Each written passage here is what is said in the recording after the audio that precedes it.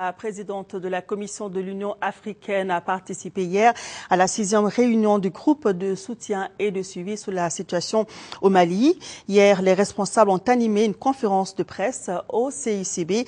Au centre des échanges, il a été question de la sécurisation de Kidal en particulier et des régions du Nord en général. Le reportage de Youssouf Diakité. Un peu avant la conférence de presse, la présidente de la Commission de l'Union africaine a reçu en audience les femmes réfugiées et celles du Nord.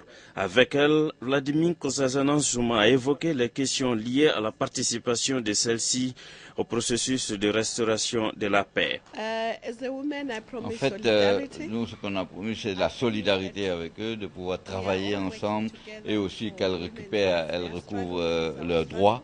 Et aussi la lutte, c'est notre lutte en fait.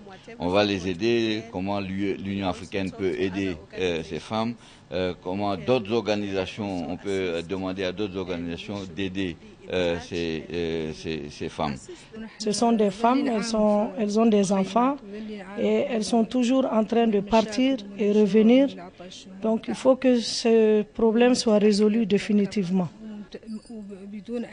Le président de la Commission de la Communauté économique des États d'Afrique de l'Ouest, Kadri Désiré Ouédraogo, insiste sur la sécurisation totale du pays, qui constitue selon lui les fondements du développement durable. Nous avons été encouragés par tous les efforts mis en vue d'atteindre une véritable réconciliation nationale.